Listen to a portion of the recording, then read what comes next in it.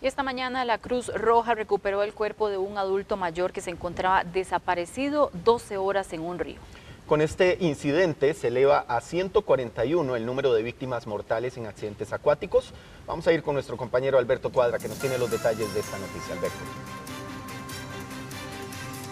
Mucha preocupación porque las personas, familiares y, bueno, obviamente una gran parte del país van a estar saliendo a los lugares vacacionales durante los próximos días, posiblemente desde este sábado. Muchas también de estas personas y familias van a llegar a lugares como piscinas, ríos y también la playa. Y es también muy común que pues en este tipo de eventos se den, si no tenemos la precaución debida, algún tipo de accidente. Imagínense que en estos momentos ya se contabilizan 141 personas fallecidas en accidentes acuáticos.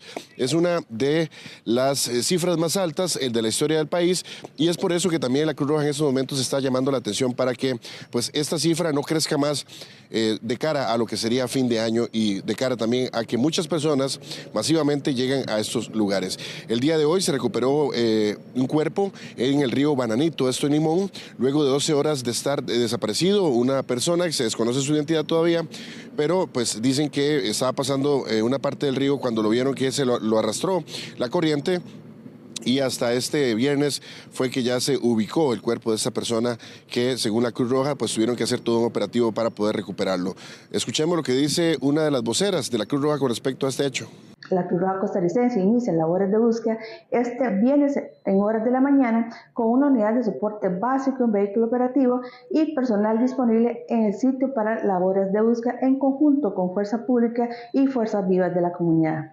Siendo así positivamente a eso de las 10 de la mañana que se ubica a este hombre aproximadamente de 80 años y es extraído del río y puesto en un lugar seguro y entregado a las autoridades competentes.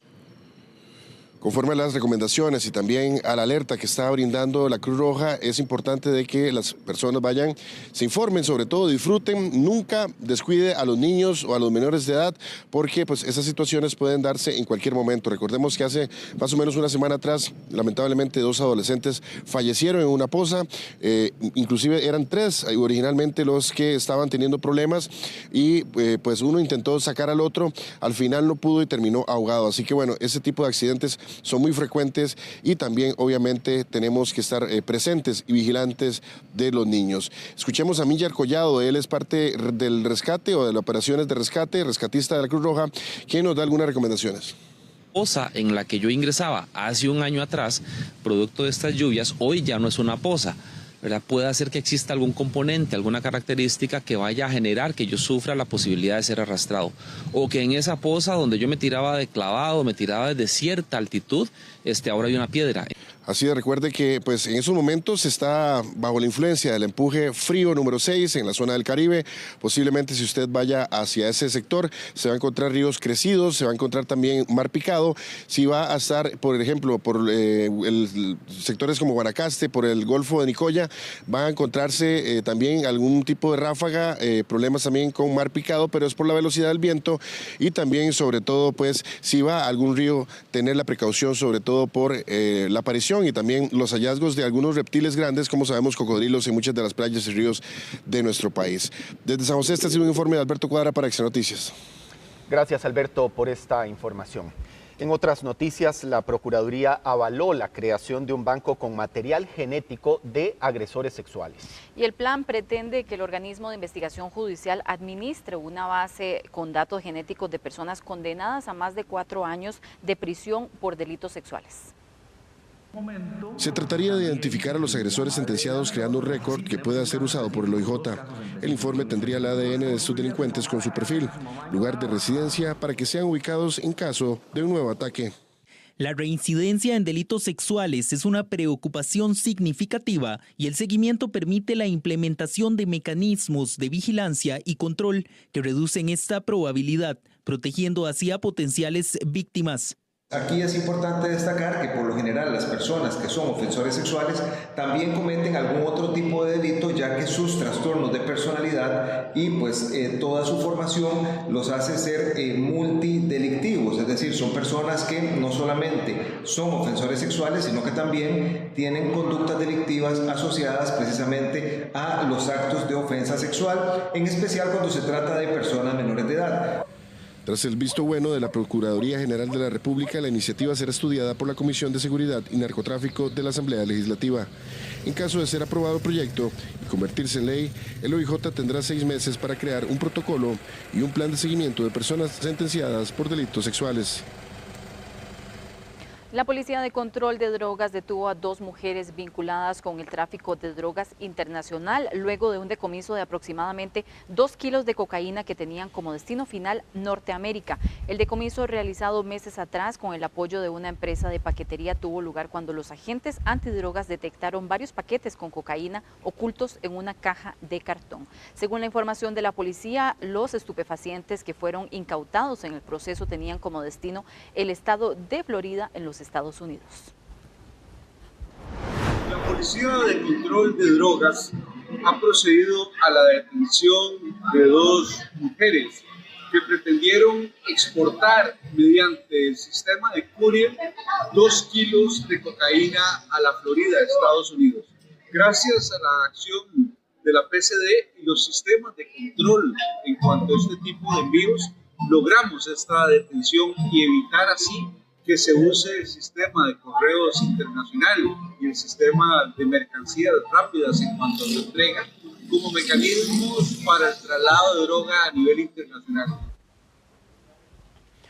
Esta tarde un hombre aceptó los hechos e irá 20 años a la cárcel por asesinar a su vecino en Escazú.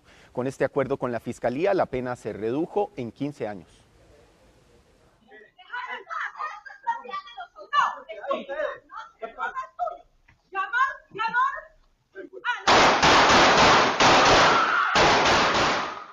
La figura legal se conoce como un procedimiento especial abreviado, es decir, que en este caso el hombre acusado por asesinar a su vecino en Escazú acepta los hechos, no va a juicio y se le impone una pena menor. En este caso 20 años de cárcel por homicidio calificado, es decir, se le redujo la pena en 15 años, ya que si iba a juicio se le hubiese condenado a 35 años de cárcel. Renuncia al juicio a cambio de recibir un beneficio que consiste en la aplicación de una pena mínima o inclusive hasta de una rebaja del mínimo de 1/3. Esto significa que también debe cumplirse con otros requisitos, como que la persona admita los hechos que se le están imputando.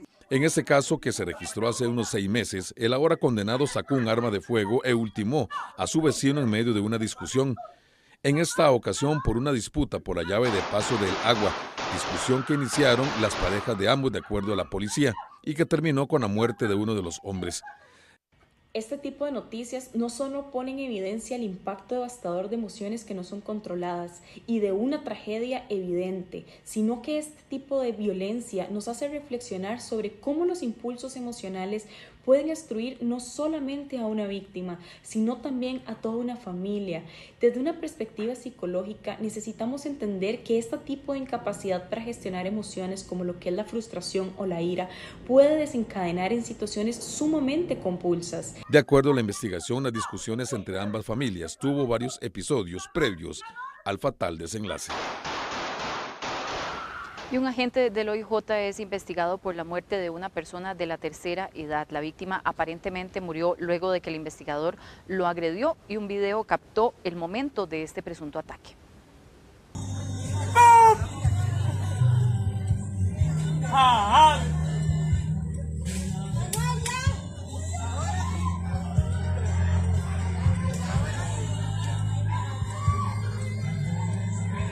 El ataque habría ocurrido en Orotina el pasado 13 de diciembre. Desde esa fecha, don Manuel Delgado se mantuvo en la sala de cuidados intensivos.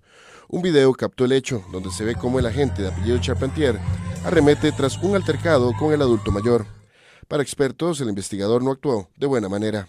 Este gremio en particular recibe un entrenamiento especial, un entrenamiento que le permite no salirse de sus cabales, ya que muchas veces portan fuerza mortal en la cintura, portamos armas de fuego, portamos gas pimienta, portamos varas policiales y sobre todo somos depositarios de la autoridad judicial o de la autoridad policial o de la autoridad del gobierno. Por eso en el entrenamiento se reitera mucho y se recalca mucho el autocontrol, que nadie te saque de las casillas. Similar ocurre con los peleadores profesionales o gente muy grande o gente que practica boxeo o artes marciales, están obligados a tener mayor autocontrol. El organismo de investigación judicial indicó que el caso se está manejando como muerte en investigación, debido a que se está a la espera de los resultados de la autopsia. Aunque de momento el agente no está siendo investigado por ningún presunto delito relacionado con la muerte de don Manuel, la Policía Judicial confirmó que el caso fue elevado a la inspección judicial y la agente estaría trabajando actualmente con normalidad. Con respecto a la actuación policial que vimos en los anteriores videos, es importante hacer notar que nuestro país está pasando por una crisis de seguridad. La policía anda sumamente agresiva y alerta a razón de la situación crítica que estamos viviendo. Hoy nuestros oficiales de policía andan arriesgando la vida en cada una de sus actuaciones. Pero también tenemos que entender que parte de nuestras autoridades tienen que tener los protocolos necesarios para saber actuar en cada una de las situaciones que le toca enfrentar día con día. Don Manuel, quien se ganaba la vida como oficial de seguridad privada en la sucursal del Instituto Costarricense de Electricidad de Orotina, estuvo internado en el Hospital Monseñor Sanabria desde el pasado viernes 13 de diciembre. También en sucesos, el organismo de investigación judicial OIJ investiga el doble homicidio ocurrido en calle El Progreso en Lindavista de la Unión. La dinámica de este caso, dice la Policía Judicial, aún no está clara. Al parecer, un sujeto sorprendió a 2 de sus víctimas y las ultimó con un arma de fuego. Los fallecidos aún no han sido identificados y al parecer uno de ellos es un menor de edad de 15 años. Y esta tarde hubo un cambio de alertas por los efectos del nuevo empuje frío. Algunos vecinos de la zona norte han reportado que ya hay ríos desbordados, por ejemplo en Santa Rosa de Pocosol. Los científicos del Instituto Meteorológico Nacional advierten sobre suelos saturados en algunas zonas del Valle Central y también de la zona norte. La CNE ha decidido elevar el estado de alerta amarilla para la zona norte, el Caribe y los cantones de Oriamuno, Paraíso, Alvarado, Jiménez y Turrialba. Lo anterior se debe a los efectos del empuje frío número 6, que se espera genere lluvias variables y fuertes vientos desde la madrugada de este viernes. De acuerdo con el IMN, se espera que esta condición se mantenga para algunos días. Bueno, y según parece, el decomiso de armas largas en los allanamientos del organismo de investigación judicial es ahora pan de cada día. Solo en la provincia de Punta Arenas se sacaron de las calles casi 600 unidades de todo tipo de calibre en menos de 2 años. En promedio, en 6 de cada 10 allanamientos por parte de la Fiscalía y también por el OIJ se encuentran armas de fuego largas o de grueso calibre. Esto obligó ya a cambiar la estrategia a la hora de ejecutar estas diligencias para detener a bandas criminales armadas hasta los dientes. Este viernes, por ejemplo, se detuvo a una banda de sicarios en Punta Arenas que ostenta el segundo puesto en decomisos de armas de fuego. De acuerdo a las estadísticas de la policía, solo en la provincia de Punta Arenas se sacó en menos de 2 años casi 600 armas de fuego de todo tipo de calibre. Destacan, eso sí, plataformas AR-15 y AK-47.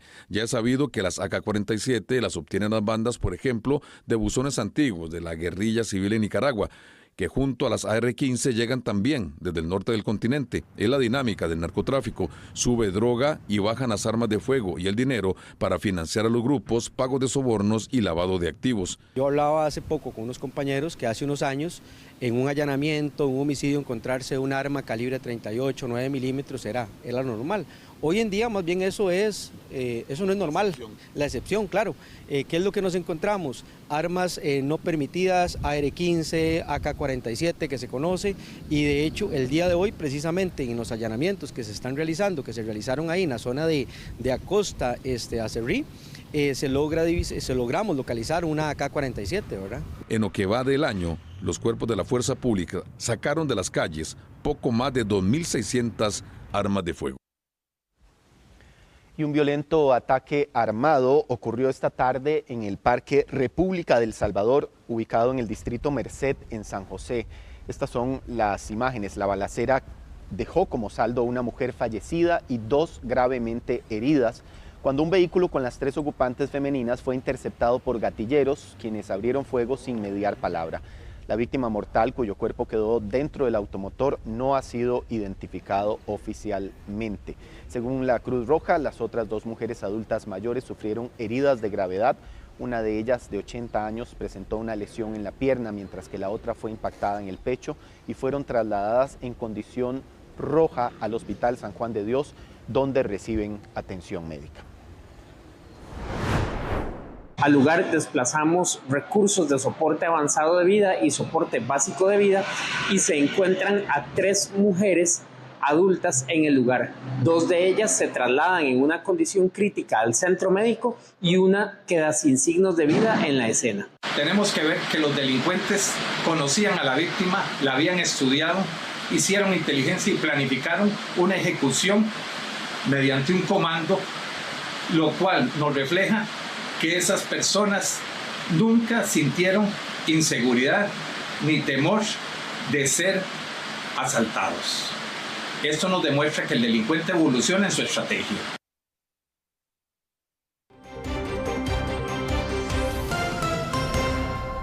Y el exministro Luis Amador denunció presiones impropias en su contra por parte del presidente de la República. Tras 8 horas en la Asamblea Legislativa, Luis Amador evacuó las consultas de los diputados de la Comisión Especial de Infraestructura.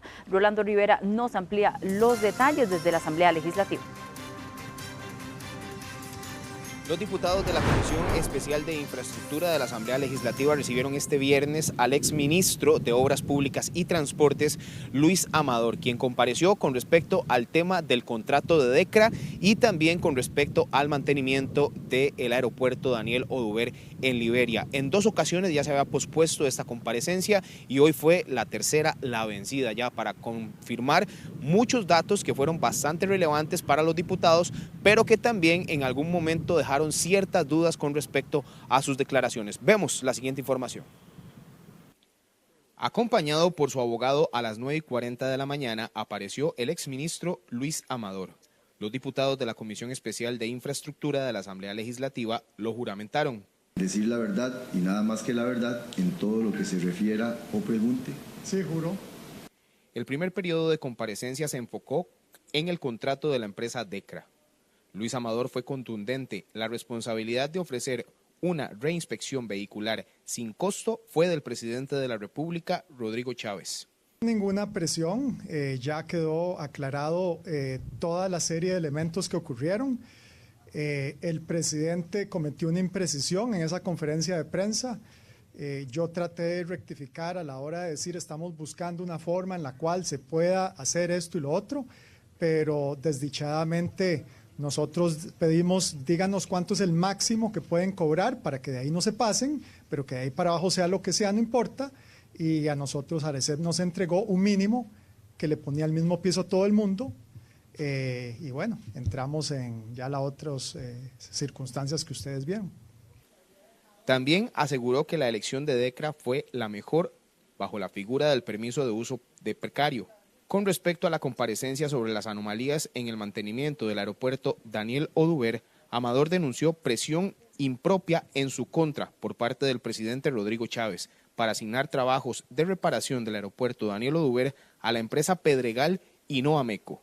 Debo indicar también que aproximadamente en diciembre del 2023 percibí por parte del presidente Rodrigo Chávez una presión impropia para buscar que de alguna forma el arreglo de la pista del aeropuerto de Liberia se le adjudicara a la empresa Pedregal y no a MECO.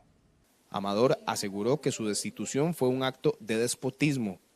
No fue más que un acto revanchista y arbitrario por parte del presidente Rodrigo Chávez, quien fiel a su estilo déspota y autoritario, castiga y remueve a quien no se alinea a su voluntad.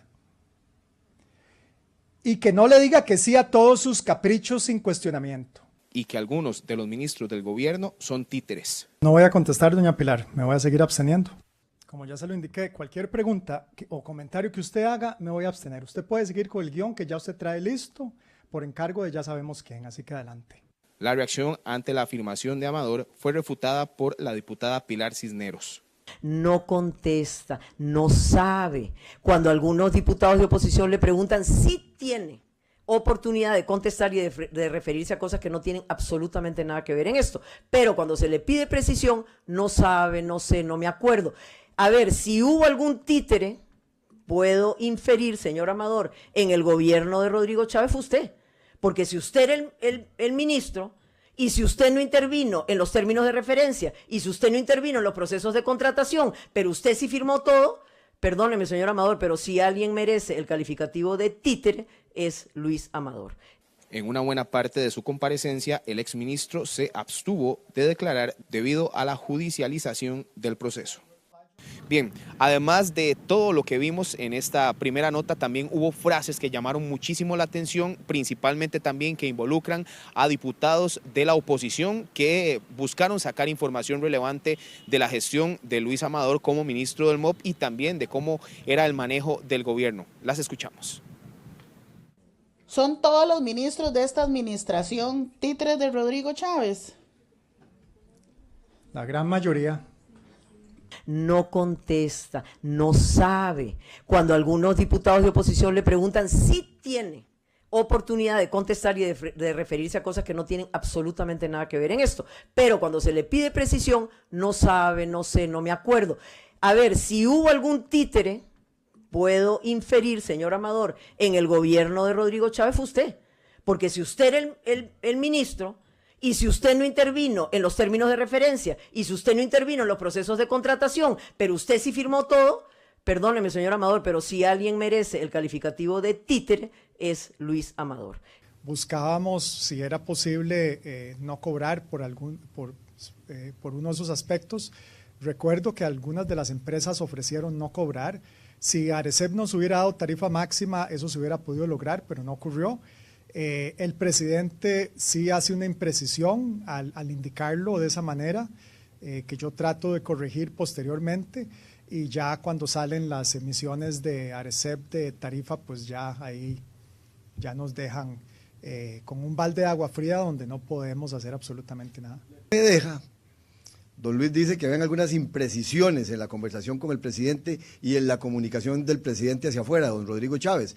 Pero a mí me queda claro en algún momento, con su gesticulación, de que lo que nos está diciendo es que el presidente miente, porque nos dice que va a cero, le llega la nota de DECRA y el decreto, ¿quién lo firma? Esa es la pregunta del millón de colones. El decreto lo firma el presidente de la República, Rodrigo Chávez, lo firma el exministro Amador, y terminamos nosotros pagando una reinspección con un valor que se había dicho de previo que no era el valor que íbamos a pagar. Entonces, dos grandes conclusiones. El presidente Chávez le mintió al país cuando le dijo que íbamos a revisión técnica vehicular 0 colones.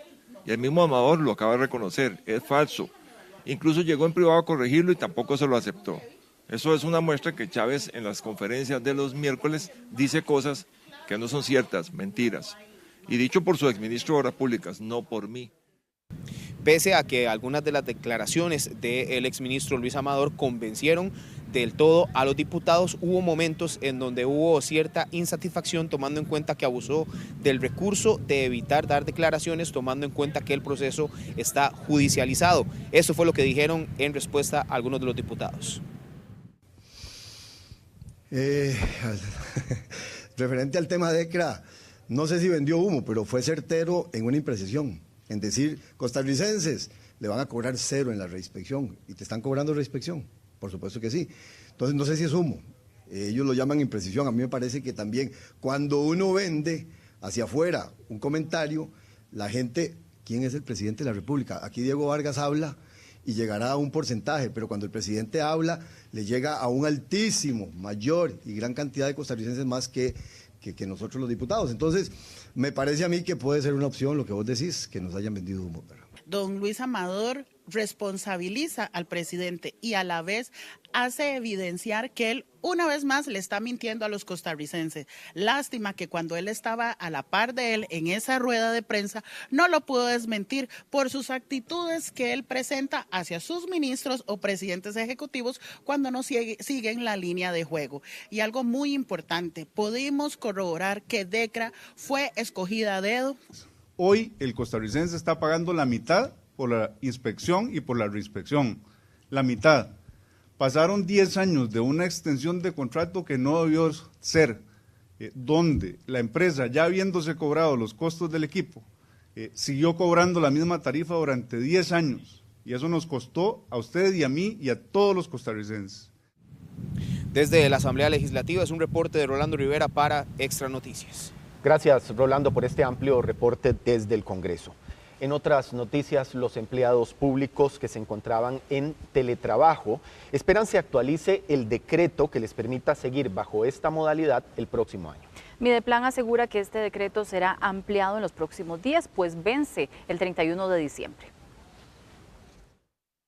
El decreto que autoriza la modalidad de teletrabajo para aquellos funcionarios que deben transitar por carreteras en obras en la zona occidente, cerca de Heredia y también en la ruta Florencio del Castillo, vencerá el próximo 31 de diciembre. Esto generó incertidumbre para muchos trabajadores públicos que no sabían si al vencer el decreto y encontrarse ya en vacaciones, deberán o no volver al trabajo presencial el próximo 4 de enero. El gobierno, creemos, está en obligación de extender este tipo de procedimiento actual para trabajar, ¿verdad? Vía la modalidad de teletrabajo para los trabajadores del sector público. En el sector privado también se utiliza, sin lugar a dudas. A pesar de que se venzan específicamente estos decretos, sí es oportuno recordar que el gobierno actual, a partir de la directriz número 2 del año 2022, con vigencia hasta el año 2026, ve de manera ordinaria el teletrabajo. El Ministerio de Planificación Nacional y Política Económica, Mideplan, confirmó a este medio que esperan se esté ampliando el plazo de este decreto en los próximos días, al ser publicado en el diario La Gaceta. El teletrabajo se ha vuelto común en nuestro país, incluso sustentado desde la perspectiva legal. Esta modalidad llegó para quedarse, no debe de ser de manera extraordinaria, a pesar de que sí, así se ha utilizado, pero habiendo ya un marco legal específico, es necesario que se aplique la legislación de manera ordinaria. Mideplan confirmó a este medio que ya el borrador del decreto fue enviado para publicarse en la Gaceta y que sería hasta ese momento que se dé a conocer el nuevo plazo de vigencia. La Junta de Protección Social anunció el corte de este viernes con la entrega de premios de los ganadores del Gordo Navideño. En total se han cambiado 6.416 millones de colones de los primeros 3 premios. 139 fracciones del primer premio han sido tramitadas, lo que equivale a 5.560 millones de colones, mientras que del segundo premio se han entregado 600 millones y del tercero 256. Y mucha atención porque Educación Vial está ampliando los horarios para acceder a las pruebas de manejo. Pero ¿a qué se debe esto? ¿Cuánto se tarda actualmente en obtener una de estas citas? Lo vemos en la siguiente información. Estas últimas semanas hemos informado sobre la amplitud de horarios para la solicitud de citas por parte del Consejo de Seguridad Vial. Pero pese a esto, hay personas que señalan que la asignación de fechas por mucho tiempo han sido de tiempos muy extensos o en lugares lejanos con mayor prontitud. Hay algunos que sí, bueno, me han dicho eso, que aquí se han atrasado mucho y por eso buscan otra solución por otras partidas. Yo conozco casos de gente que da guapeles así porque ahí se encuentran campo y aquí no. Y hay gente que dice que hasta más fáciles son. Para la directora general, el tema no es así. En realidad ese nunca ha sido lo necesario. La gente lo hace porque hay un tema tabú de que en algunas sedes es más fácil que en otras, ¿verdad? Por las condiciones propias de la sede. Entonces, por un tema que desconocemos, cuando habilitamos las sedes, las citas en todas las sedes, Punta Arenas y Guapiles son las que primero se acaban, ¿verdad? Y entonces, pero en realidad no es necesario.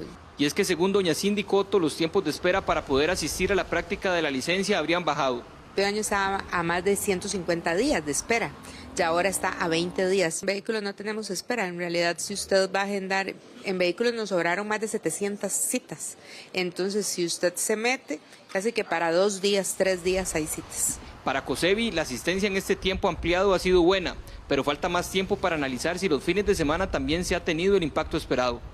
También invitaron a revisar las páginas oficiales de la institución para así validar los horarios y sedes donde se cuenta con esta atención ampliada. Bueno, sus hijos probablemente acaban de salir a vacaciones, pero el Ministerio de Educación Pública ya notificó el calendario escolar 2025. Y para que tome nota, las clases iniciarán el 5 de febrero y finalizarán el 10 de diciembre. El Ministerio de Educación Pública anunció la disponibilidad del calendario escolar 2025. El curso lectivo iniciará el 5 de febrero y finalizará el 10 de diciembre. Las vacaciones de medio periodo serán del 7 al 18 de julio y además se podrá consultar el documento completo en la página oficial del MEP. Con este documento se pretende proporcionar a los estudiantes, docentes, administrativos y padres de familia una guía que facilite la planificación y organización de las actividades relacionadas con el proceso educativo. Conociendo el calendario, los padres pueden usarlo como una herramienta para la planificación de actividades educativas, para no alterar rutinas y no complicar el regreso a las aulas. Es importante que nuestro peque mantenga responsabilidades durante las vacaciones. Estas pueden ser mantener su cuarto ordenado, alimentar las mascotas, ayudarnos con las plantas o tareas fáciles en casa. Otras fechas claves que se incluyen son la Semana Santa del 14 al 18 de abril y los actos de graduación los días 11 y 12 de diciembre de 2025. Y un total de 235 centros educativos tendrán servicio de comedor durante las vacaciones, iniciando el lunes 30 de diciembre y hasta el 31 de enero del 2025, según informó el Ministerio de Educación Pública. 28 direcciones regionales educativas seguirán ofreciendo alimentos en estos centros educativos para los estudiantes en condición de vulnerabilidad y los servicios serán de almuerzo. 152 comedores son abastecidos por el Consejo Nacional de Producción y 82 por proveedores privados. Un exceso de demanda de paquetes desde Estados Unidos y sin una amplia oferta de transporte aéreo para traerlo es lo que están afrontando las empresas de entrega rápida. Aunque en Correos de Costa Rica señalaron que el retraso sería de 1 a 2 días, la situación no saldrá como se esperaba. Si usted recientemente pidió algún paquete por Amazon o alguna otra plataforma virtual desde el extranjero, tendrá que armarse de paciencia y hasta cierto punto pensar que no llegará para Navidad.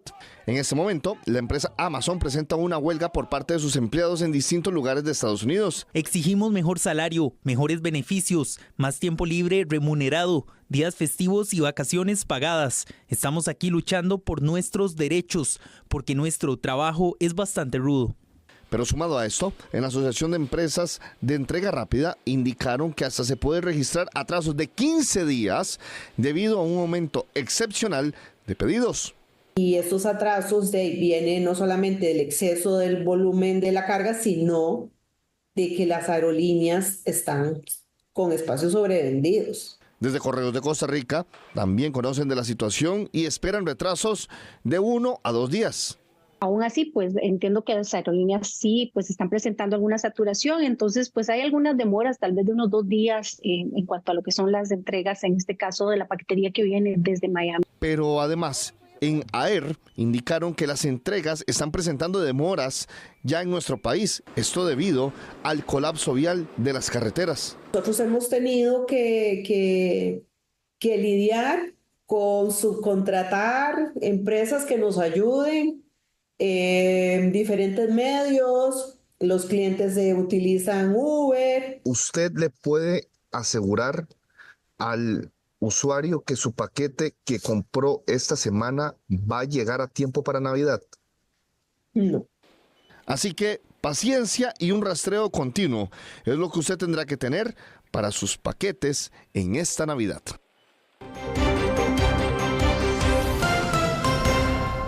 Cuatro instituciones clave en Costa Rica firmaron un acuerdo para potenciar la formación de médicos especialistas. Justamente el Sindicato de Médicos Especialistas destacó que estas alianzas son parte de una práctica establecida y necesaria para optimizar los recursos del sistema. Este viernes, la Caja Costarricense de Seguro Social, el Instituto Nacional de Seguros, el Poder Judicial y la Universidad de Costa Rica firmaron un convenio para fortalecer la formación de médicos especialistas. Este convenio no solo fortalece la formación académica y profesional de nuestros médicos especialistas, sino que también mejora significativamente los servicios de salud para la población costarricense. Estamos construyendo un sistema de salud más robusto y solidario, donde las necesidades de nuestros ciudadanos son la prioridad. Con este esfuerzo conjunto e interinstitucional, consolidamos nuestro compromiso con la salud pública y la calidad de vida de nuestros asegurados. El convenio permitirá a los médicos residentes realizar rotaciones en diversas unidades asistenciales, impulsando un enfoque integral en su preparación. Por su parte, el Sindicato de Médicos Especialistas subraya que este tipo de convenios no son nuevos. Sin embargo, no es algo nuevo. Estos convenios vienen desde hace más de 50 años funcionando para formar a los médicos especialistas tanto de la Caja como del Poder Judicial. Habría que ver si es una renovación o si esto incluye alguna novedad. Ya desde el Sindicato de Médicos Especialistas hemos señalado que el problema no está en la formación es adecuada en Costa Rica, es suficiente. El problema es la retención, hasta cuándo las autoridades van a entender que la retención es el problema. El Ministerio de Salud afirma que la alianza no solo optimiza recursos e infraestructura, sino que promueve la equidad y la calidad de vida en todo el territorio nacional. El Hospital San Juan de Dios lanzó un llamado urgente a la población para donar sangre durante las festividades de fin de año. Las donaciones de sangre son esenciales, ya que cada una puede beneficiar hasta 3 personas mediante la extracción de glóbulos rojos, plasma y plaquetas. Las transfusiones se realizan cada 30 minutos en el hospital. Para donar se debe agendar una cita al teléfono que aparece en su pantalla, 2547-8430 o bien al WhatsApp 8803-4245. Los requisitos para hacerlo incluyen tener entre 18 y 65 años de edad, buena salud, peso superior a los 52 kilos y no haber tenido procedimientos recientes como tatuajes o cirugías. Y las áreas de salud también sienten el impacto de la falta de los especialistas. En Atillo esta semana, por ejemplo, 2 médicos presentaron su renuncia y estas citas terminaron siendo trasladadas a los servicios del Hospital San Juan de Dios. Los asegurados que asisten a la clínica Solón Núñez del área de salud de Atillo también ven de cerca el fenómeno de la renuncia de médicos especialistas. La oftalmóloga renunció, ¿verdad? Que nos quedamos sin oftalmóloga. Hoy es el último día de ginecología que tenemos préstamo con el San Juan de Dios. Entonces ahora todas estas citas que son de ginecología y oftalmología van a ser remitidas al San Juan de Dios. Esta semana las personas que son atendidas en este centro médico no contarán con ginecólogo ni oftalmólogo, lo cual según la Junta de Salud propicia la saturación de los principales hospitales del país, como es el caso del Hospital San Juan de Dios. Estas citas entonces se van a alargar, ya no, si era un año, ahora se van a alargar a más años, ¿verdad? Entonces esto va a ser una situación que va a venir a complicar mucho más la atención aquí en Solón Núñez. Una situación que los asegurados esperan no afecte sus citas drásticamente. Demasiado afectaría, porque ya el Papá Nicolau es algo que nosotros necesitamos, las mujeres especialmente. Usted sabe que necesitamos los médicos, sea de lo que sea, ¿verdad? Y no, para mí no está bien que los quiten, ¿no? ¿Y a usted cómo le ha ido con las citas acá, los tiempos? Muy bien, gracias a Dios, sí. La Caja Costarricense de Seguro Social se compone de varios niveles de atención. Un primer nivel de atención, compuesto por los distintos EBAIS del país. El segundo nivel, como es el caso del área de salud de Atillo, comprende varias especialidades y procesos ambulatorios de menor complejidad. Y un tercer nivel, compuesto por los distintos hospitales públicos, los cuales atienden operaciones de mayor complejidad. Además de un nivel administrativo compuesto por la Administración Central, las direcciones regionales y locales. La Caja Costarricense de Seguro Social aprobó este jueves la creación de 660 nuevas plazas, de las cuales 483 irán destinadas al primer nivel de atención. Atillo es parte de la región Central Sur, la cual, tras esta aprobación, contará con el 38% de las plazas distribuidas entre las 18 áreas de salud de esta región. Son las 9:41. Vamos a nuestra primera pausa comercial y al regresar la Iglesia Católica excomulgó a un sacerdote hace algunos días por el delito de cisma. Al volver de la pausa en nuestra mesa de análisis hablaremos con el canciller de la Curia Metropolitana sobre las implicaciones de esta decisión. Siga con nosotros.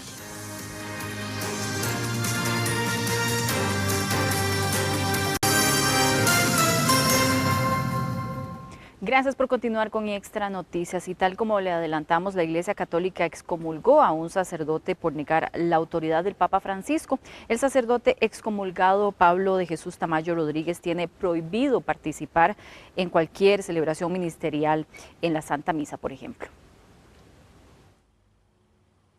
La sede arzobispal de San José comunicó este viernes la expulsión de la Iglesia Católica del presbítero Juan José Tamayo. Así lo notificó el arzobispo metropolitano de San José, Juan Rafael Quirós, mediante un comunicado. Según el comunicado, pese a las advertencias dadas y una vez realizado el proceso penal administrativo, en donde tuvo la oportunidad de retractarse de su posición cismática y en su libre voluntad mantiene su posición de modo pertinaz. Aquí es donde viene la necesidad de comunicarle al pueblo de que las acciones de el padre Tamayo pues incurren precisamente en eso, en un rechazo de la autoridad del Papa, y que por lo tanto, al no haber una enmienda, pues entonces se le ha declarado la excomunión. La Iglesia también advierte a los feligreses que el presbítero Tamayo quedó inhabilitado para realizar cualquier actividad litúrgica. De tal modo no podrá realizar las siguientes actividades ministeriales: Santa Misa, licencias para administrar el sacramento de reconciliación, presencia del matrimonio canónico, no puede celebrar el bautismo, Eucaristía y la ceremonia del culto. Según la Iglesia, los fieles que asistan a las actividades que realiza el presbítero Tamayo podrían ser sujetos de excomunión. Bueno, justamente en nuestra mesa de análisis de esta noche invitamos al presbítero Rafael Sandí, canciller de la Curia Metropolitana, para ampliar detalles sobre esta decisión notificada en días recientes. Padre, muchísimas gracias por acompañarnos. En la notificación oficial, ustedes hablaban del delito de cisma. Quisiéramos entender primero a qué se refieren con esto, porque uno podría interpretar de diferentes maneras esta decisión. O no se acepta la autoridad del Papa Francisco, o se revela frente a alguna manifestación o postura específica del Papa Francisco, por ejemplo, o bueno, descalifica ad portas al Papa Francisco. Quisiéramos entender un poco más qué fue lo que ocurrió en este caso. Claro, con muchísimo gusto. Para entender, tenemos que primero iniciar haciendo ver que la Iglesia es católica, es universal. Y lo que caracteriza a la Iglesia es la comunión. Y la comunión se da en tres elementos fundamentales. El primero es la comunión en la fe, lo que la Iglesia cree, lo que podemos realmente manifestar como verdades de fe a las que nos debemos adscribir. La segunda es los sacramentos, la forma en que se celebran los sacramentos, toda la disciplina de los sacramentos. Y tercero, justamente la normativa, que es la misma para toda la Iglesia. Entonces, estos tres elementos es lo que marca la comunión, y es en comunión como un sacerdote ejerce su ministerio sacerdotal, hace presente al obispo en la comunidad donde se le asigna, y todos en comunión con el Papa, que es el principal encargado de velar porque la fe, realmente mantener el depósito de la fe no se contamine de ninguna forma.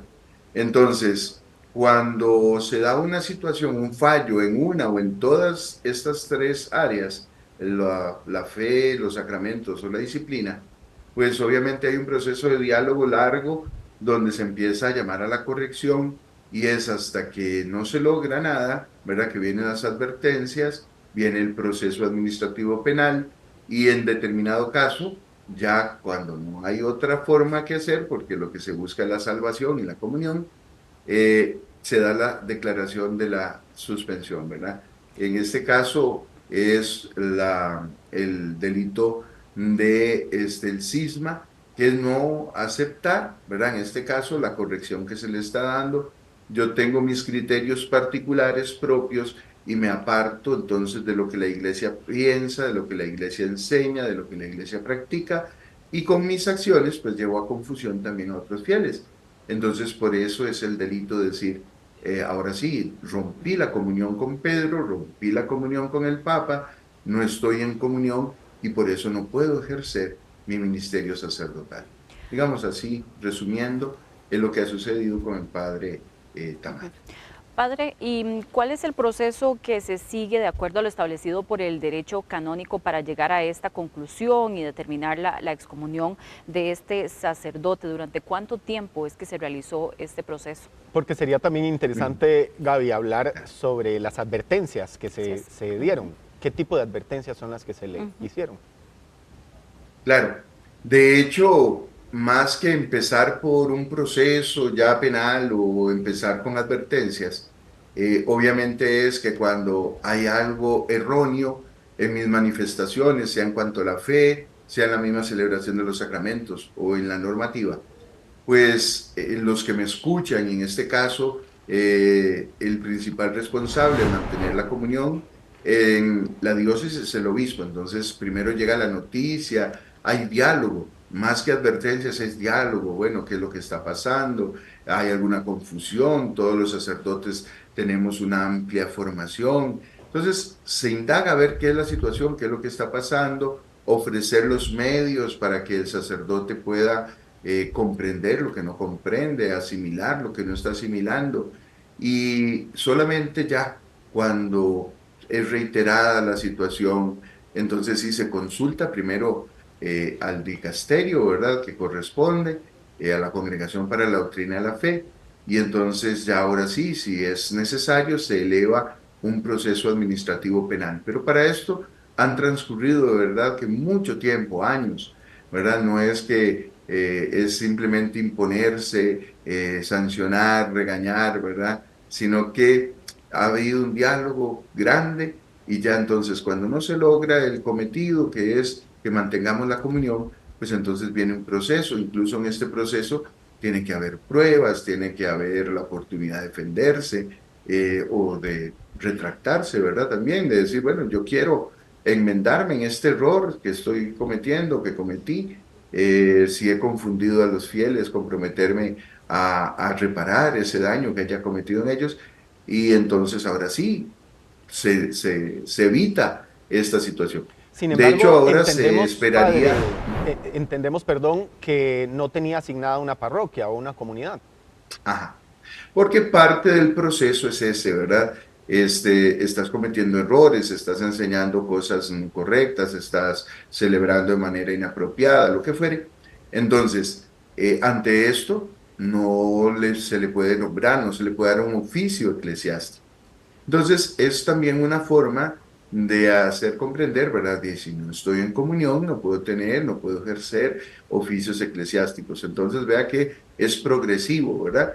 El diálogo, el llamar a la corrección, el no dar oficios eclesiásticos, y finalmente entonces un proceso administrativo penal. Pero todo va desarrollándose con de manera progresiva y tratando siempre de lograr la conversión de la persona. Las leyes en la iglesia es para la salvación. Esperaríamos ahora, ¿verdad?, que haya una reconciliación. Oramos, incitamos a todos a que oren por el Padre para que haya una reconciliación, pero hay que evitar de que su pensamiento, de que su accionar vaya a confundir a otros fieles. Padre, esa es otra de las dudas que teníamos precisamente. Una vez que se da esta decisión de la excomunión, él puede, como dice usted, reconciliarse, si quiere retractarse de lo que ha dicho y regresar a la iglesia, por decirlo de alguna manera. Claro, así como ha habido un proceso de diálogo que lleva a declararle la excomunión, pues también se iniciaría un proceso de reconciliación, ¿verdad? Entonces, por supuesto, ver que realmente comprenda, entienda cuáles son los temas en que ha tenido dificultad, pueda progresivamente irse acercando a la iglesia, ¿verdad? De hecho, él es un padre un poquito ya entrado en años. En la iglesia, nosotros a los 75 años debemos renunciar a cualquier oficio. No es que no podamos seguir practicando los sacramentos. Si estamos en capacidad, tenemos lucidez, podemos seguir ayudando.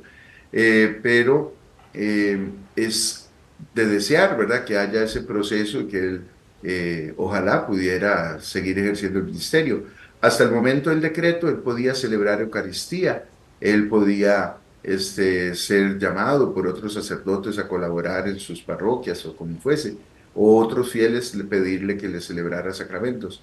Pero ahora se advierte de que al estar en una situación de cisma, ya quien le conoció como un sacerdote en comunión tiene que entender de que ahora no lo está y por eso no me puedo hacer partícipe de sus celebraciones. Hablamos en la nota introductoria sobre las consecuencias como la no celebración de la Eucaristía y la no participación o celebración de otros sacramentos, pero ¿tiene algunas otras implicaciones o consecuencias la excomunión en estos casos? ¿Qué paso sigue? Además, la Iglesia en este caso se notifica al Vaticano. Sí, de hecho, además de lo sacramental, por ejemplo, habría limitación si él, por ejemplo, fuese profesor en un centro católico, ¿verdad? Una iglesia, una universidad, un colegio, una escuela que se llame católica, pues tiene precisamente que garantizar de que se mantiene la comunión. Entonces tendría limitaciones para enseñar, para escribir en nombre de la iglesia como sacerdote, ¿verdad? Si saca un libro, pues tiene que hacerse ver de que no pertenece a la iglesia, por ejemplo, ¿verdad? No está en comunión, que tiene esta situación, ¿verdad? Para justamente evitar la confusión. Entonces esa es la situación, ¿verdad? Padre, muchos procesos de excomunión se mantienen generalmente en la Iglesia Católica en privado. ¿Por qué se determina en este caso y se hace público esta situación? Todos los procesos en la Iglesia, de hecho el Canon 230 dice que todos tenemos derecho a la buena fama. Entonces todos los procesos se llevan siempre en privado y muchas veces es solo a los interesados a los que se les comunica las resoluciones.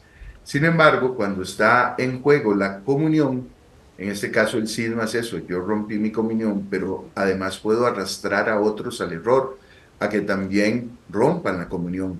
Y el que le conoció dice, ay, mire, es el padre Tamayo, yo lo conocí jovencito, él me casó, él bautizó a mi hijo, etcétera, ¿verdad? Entonces van a pensar de que sigue estando en comunión con la iglesia y pueden ser entonces verse confundidos en su manera de pensar y todo lo demás. Entonces por eso es que hay una necesidad por el bien de las almas y buscando la salvación de todos y la comunión universal de advertir. ¿Cuál es el llamado de ustedes, por ejemplo, a los feligreses, como lo mencionaba usted? Por ejemplo, si había un feligrés que le busca para la confesión o para otros sacramentos, ¿cuál es el llamado de ustedes a los feligreses respecto a este caso? Sí, bueno, pues que entendamos, ¿verdad?, que ha habido todo un caminar con él para hacerle ver sus errores y que por eso no es algo antojadizo, no es algo en contra de él como persona, sino más bien es salvaguardar ese depósito de la fe, esa universalidad de la iglesia y que por lo tanto no tengo yo esa libertad de unirme a una persona que está afectada por el delito del cisma, porque yo también me afectaría con el cisma. Es más bien incitar a todos a que oren mucho por el Padre, es pedirle la sabiduría de Dios, la acción de su Espíritu Santo para que Él pueda reconciliarse con la Iglesia, pero nosotros no caer en el error de confundirnos y de romper también nuestra comunión con Él. Bien, muchísimas gracias por ampliarnos detalles sobre este tema. Era el presbítero Rafael Sandí, canciller de la Curia Metropolitana, quien amablemente accedió a participar esta noche en nuestra mesa de análisis. Muchas gracias. Gracias. Mucho gusto.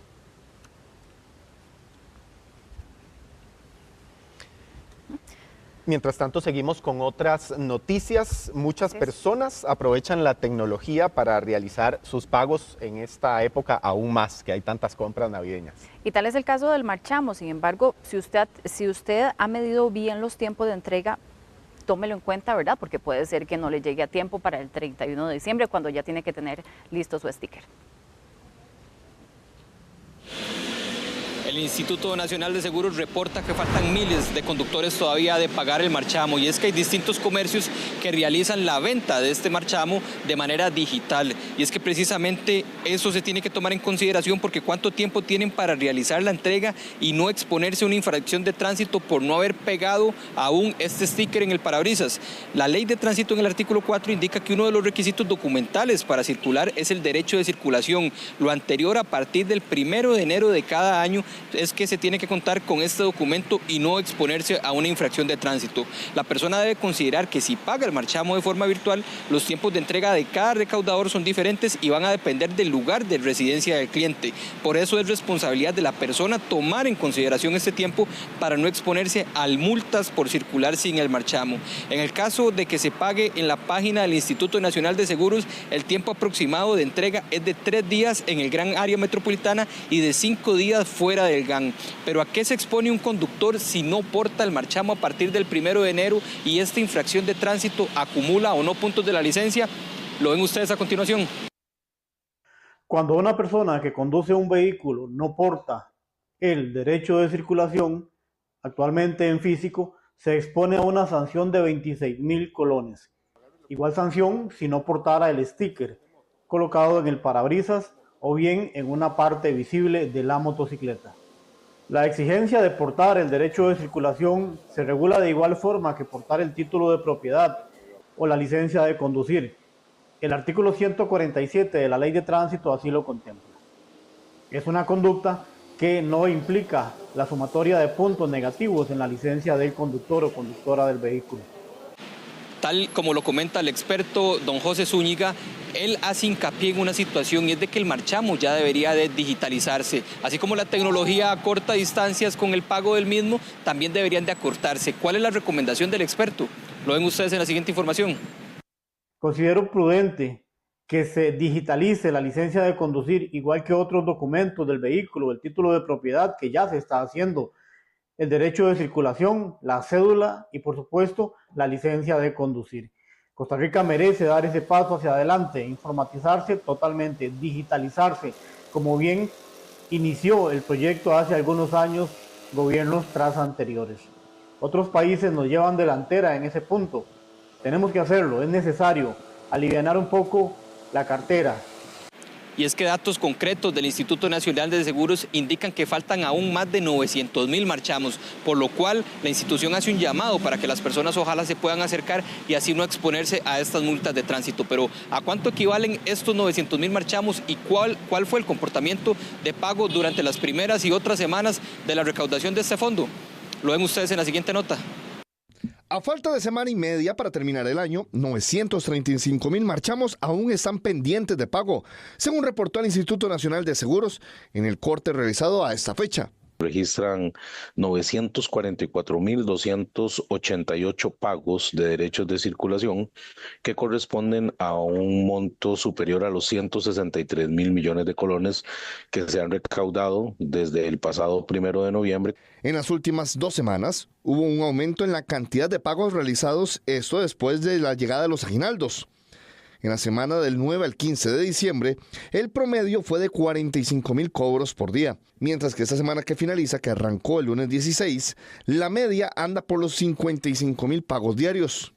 Esperamos todavía que una mayor presencia de clientes la próxima semana, recordando que el periodo máximo para pagar el derecho de circulación vence el próximo 31 de diciembre. La mayor parte de los pagos son realizados por vehículos particulares, seguido por las motocicletas.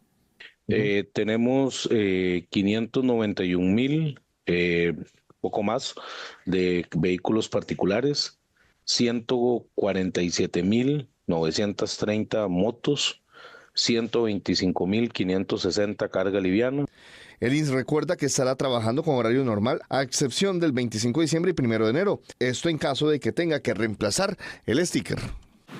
Y es que ya lo saben, compañeros, en caso de adquirir el marchamo, lo mejor sería pegarlo de una vez usted en su hogar, cuanto antes a partir del 1 de enero. Y eso sí, si lo realiza de manera digital, de una vez tener claro cuál va a ser la fecha y tiempo de entrega para usted no quedar sin este marchamo, debido a que se expone a una multa de 26.000 colones, pero que eso sí, no acumula puntos de su licencia.